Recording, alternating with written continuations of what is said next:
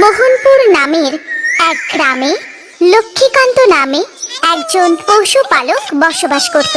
সে শুধুমাত্র নামেই পশুপালক ছিল, কেননা তার কাছে শুধুমাত্র একটি হাঁস ছিল। তবুও সে কিন্তু খুব খুশি ছিল, কেননা সেই হাঁসটি দিয়েই তার কাজ চলে যেত।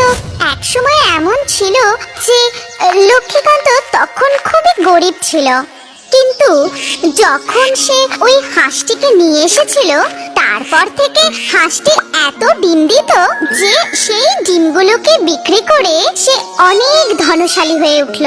তখন থেকে লক্ষ্মীকান্ত সেই হাঁসটিকে একটু আলাদা নজরেই দেখতে লাগলো। তাকে লক্ষ্মীকান্ত সোনা নাম ধরে ডাকতো। সোনা এক এক দিনে অনেক অনেক ডিম পারতো, কিন্তু তার বয়স হয়ে যাওয়ার সাথে সাথে তার ডিম পাড়ার ক্ষমতাটাও কমে আসছিল। লক্ষ্মীকান্ত সোনাকে কিন্তু খুবই ভালোবাসতো, এই জন্য সোনার কষ্টটা লক্ষ্মীকান্ত দেখতে পারছিল না। সোনার তাহলে ডিম পারতে খুব অসুবিধা হচ্ছে, আমাকে আরেকটা হাঁস নিতে হবে। এই কথা ভেবে লক্ষ্মীকান্ত বাজারের দিকে যায়, আর হাঁস কিনতে যাবে এমন সময় তখনই তার সোনার কথা ভেবে খারাপ লাগে। না, আমি আরেকটা হাঁস কিনতে পারবো না, এতে সোনার খারাপ লাগতে পারে। সোনা আমার জন্য অনেক কিছু করেছে, আরেকটা হাঁস নিয়ে যদি যাই তো ওর খারাপ লাগতে পারে। এর থেকে বরং ভালো আমি একটা মুরগি কিনে নিয়ে যাই, এর ফলে আমার প্রয়োজনটাও পূর্ণ হয়ে যাবে আর সোনারও খারাপ লাগবে না। লক্ষ্মীকান্ত একটি মুরগি কিনে বাড়ি নিয়ে আসে। মুরগিও অনেক অনেক ডিম পাড়তে শুরু করে। এদিকে সোনা নিজের তরফ থেকে যতটা সম্ভব চেষ্টা করছিল, কিন্তু তার সেই কষ্টটা লক্ষ্মীকান্ত ভালোই বুঝতে পারছিল। ও সোনা, তুমি আমার জন্য অনেক কিছু করেছো, কিন্তু এখন তোমার নিজের বাকি জীবনটা খুশিতে কাটানো উচিত। এখন আমি তোমাকে মুক্ত করে দেব, এতে আমার একটু খারাপ লাগবে বটে, কিন্তু তোমার পূর্ণ অধিকার আছে নিজের জীবনটাকে বাঁচবার। সোনাকে এই কথা বলে সে সোনাকে নিয়ে গিয়ে জঙ্গলে ছেড়ে দিয়ে আসে। তাকে ছাড়ার সময় লক্ষ্মীকান্তর চোখ দুটো জলে ভরে ওঠে। তখন সে কাঁদতে কাঁদতে বলে যে তোমাকে খুব মনে পড়বে, কিন্তু তোমার জন্য আমার ঘরের দরজা সব সময় খোলা থাকবে, কিন্তু এখন তুমি যেখানে খুশি ঘুরে দেখতে পারো, ভালো না লাগলে এখানে ফিরে আসবে। লক্ষ্মীকান্তকে কাঁদতে দেখে সোনার চোখ দুটিও জলে ভরে ওঠে, কিন্তু সামনে কি আছে সেটা দেখার জন্য তার উৎসাহর অন্ত রইল না। সেই জন্য সে আর পিছন ফিরে দেখলো না, এগিয়ে গেল সামনের দিকে। জঙ্গলের ভেতরে গিয়ে সে খুব খুশি হয়ে গেল। কত সুন্দর জঙ্গলটা, আমার বাড়ির কথা মনে পড়ছে, কিন্তু আমি এখন সব কিছু দেখবো, ঘুরে ঘুরে সব কিছু দেখবো। সোনা এদিকে ওদিকে ঘুরতে থাকে। এমন ঘুরতে ঘুরতে সন্ধে হয়ে আসে। তারপর তার ভয় করতে শুরু করে। বিকেল হয়ে গেছে, আমাকে এখন একটা সুরক্ষিত জায়গা খুঁজে নিতে হবে, নয়তো রাত্রে জঙ্গলি পশুগুলো আমাকে খেয়ে নেবে। এই কথা ভেবে সোনা আরেকটু গভীর জঙ্গলের দিকে চলে যায়, যেখানে সে একটি গুহা দেখতে পায়। দিঘির ধারে কত সুন্দর একটা গুহা, এর থেকে ভালো জায়গা আমি আর কোথাও পাবো না। আমি এখন থেকে এখানেই থাকবো। গুহার ভেতরে গিয়ে সে তো খুব খুশি হয়ে যায় আর সেখানেই থাকতে শুরু করে। পরের দিন সকালে গুহার সামনের সেই জলাশয়ে সে একটু সাঁতরে নেয়। তারপর এদিক ওদিক ঘুরে নিজের জন্য একটু খাবার জোগাড় করে নিয়ে তারপর আবার সে গুহাতেই ফিরে আসে। কিছুদিন এইভাবেই কেটে যেতে থাকে। সোনা এখানে খুব খুশি ছিল, কিন্তু সেই জঙ্গলে থাকা একটা মস্ত নেকড়ে প্রথম দিন থেকে তার উপর নজর রাখছিল। সোনা যখন যেখানে যেত সেই নেকড়েটাও তার পিছু করতে থাকতো। একদিন হঠাৎ করেই সোনা তাকে দেখতে পেয়ে যায়। কে তুমি, আর আমার পিছু কেন নিয়েছো? আমি কারোর পিছু নিই না, এই পুরো এলাকাটাই আমার, আমি এই জঙ্গলের রাজা। যদি তুমি এই জঙ্গলে থাকতে চাও তো আমার কথা শুনে চলো। দেখো, আমি এই জঙ্গলে নতুন হতে পারি, কিন্তু আমি এইটুকুন বুঝতে পারি যে তুমি কোনো রাজা ফাজা হতে পারো না। তুমি মিথ্যা কথা বলে আমাকে ফাঁসানোর চেষ্টা করছো। সময় নষ্ট করো না, বেরিয়ে যাও আমার সামনে থেকে। আমি তোমার কথায় কিছুতেই ফাঁসবো না। সোনা সেখান থেকে চলে যায় আর নেকড়েটা সেখানে দাঁড়িয়ে ভাবতে থাকে। এই এত ছোট হাঁসটার এত অহংকার! হয়তো এ অনেক চালাক, নয়তো একদম বোকা। ও জানেও না এই জঙ্গল কতটা ভয়ানক। আমার পেটে না হয় অন্য কারোর পেটে নিশ্চয়ই যাবে। সেই রাতেই যখন সোনা নিজের গুহাতে ঘুমোচ্ছিল, তখন হঠাৎ করেই একটা গর্জনের আওয়াজ শোনা যেতে থাকে আর দূর থেকে সেই আওয়াজ ক্রমশ কাছে আসতে থাকে। তখন হঠাৎ করেই সোনার ঘুম ভেঙে যায়। প্রথমে তো সে ভয় পেয়ে যায়, তারপর সে গুহা থেকে একটু উঁকি মেরে দেখে যে একটা মস্ত ড্রাগন গুহার দিকে আসছে। মনে হচ্ছে গুহার আসল মালিক আসছে। আমাকে এক্ষুনি কিছু করতে হবে, নয়তো ও আমাকে খেয়ে ফেলবে।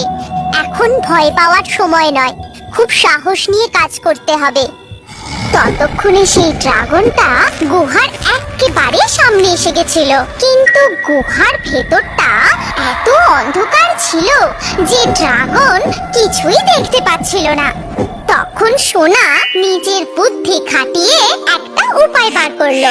সে তার গলা ভারী করে বলল যে, দেখো, যার জন্য আমরা অপেক্ষা করছিলাম ও আসছে। এবার ভেতরে এলেই আমরা ওর উপর ঝাঁপিয়ে পড়বো। দেখো, তুমি কিন্তু একলা খেয়ে নিও না, আমাকেও একটু দিও। দেখে তো মনে হচ্ছে অনেক দিন পর আজকে খুব ভালো মাংস খেতে পারবো। হ্যাঁ, তুই ঠিক বলেছিস। কত অপেক্ষা করেছি এরকম শিকার পাওয়ার জন্য। আজ রাত্রে খুব ভালো করে মন ভরে খাবো। সোনার এমন আওয়াজ শুনে বাইরে থাকা ড্রাগন তো ভয় পেয়ে যায়। সে ভাবতে থাকে ভেতরে নিশ্চয়ই দুটো জানোয়ার আছে। বাপরে, আমার থেকেও দুটো বড় জন্তু চলে এসেছে। তাড়াতাড়ি এখান থেকে পালিয়ে যাই, না হলে ওরা আমাকে ওদের খাবার ভেবে নেবে। যেমন ভাবনা তেমন কাজ। ড্রাগন তো সেখান থেকে ছুটতে পালিয়ে যায়। সোনা সেটা দেখে শান্তি পায়। পরের দিন সকালবেলা ড্রাগনের সাথে সেই নেকড়ের দেখা হয়। নেকড়ে তো ড্রাগনকে দেখে ভয়ে পেয়ে পালিয়ে যেতে চেষ্টা করে। তখন ড্রাগন তাকে ডেকে বলে, আমাকে দেখে ভয় পাবার এখন কোনো দরকার নেই। জঙ্গলে আমার থেকেও দুটো বড় জন্তু চলে এসেছে। জঙ্গলে তোমার থেকে বড় দুটো জন্তু? কোথায় দেখলে? কখন? কোথা থেকে এলো? জঙ্গলে যদি নতুন কেউ আসে আমি অবশ্যই জানতে পারি। তুমি বোধহয় ভুল দেখেছো। আমি আমার কান দিয়ে শুনেছি, আমার গুহার ভিতরে দুটো বড় জন্তু বাস করছে। খুবই ভয়ানক হবে। ড্রাগনের কথা শুনে নেকড়ে তো খুব হাসতে থাকে। তোমার নিশ্চয়ই কোনো ভুল হচ্ছে। তোমার এই গুহার ভেতরে একটা ছোট্ট হাঁস থাকে, কোনো বড় জন্তু নয়। আর শুধু একটাই হাঁস আছে। তুমি আমাকে পাগল ভেবেছো নাকি? আমি আমার নিজের কানে ওদেরকে আমাকে খাওয়ার কথা বলতে শুনেছি। তোমাকে কেউ বোকা বানিয়েছে। তুমি আমার সাথে চলো, আমি তোমাকে দেখাচ্ছি ওখানে কে আছে আর কে নেই। যদি আমি সত্যি বলে থাকি তুমি কিন্তু আমায় খাবে না, এটা কথা দাও। তবেই আমি তোমাকে নিয়ে যাব। যদি তুমি আমাকে ভরসা না করো তাহলে তুমি নিজেকে আমার সাথে বেঁধে নাও, তাহলে তো আমি পালাতে পারবো না। এই কথা বলে নেকড়ে তো ড্রাগনকে গুহার সামনে আবার যাওয়ার জন্য রাজি করালো। আর নেকড়ে নিজেকে ড্রাগনের সাথে বেঁধে ফেললো।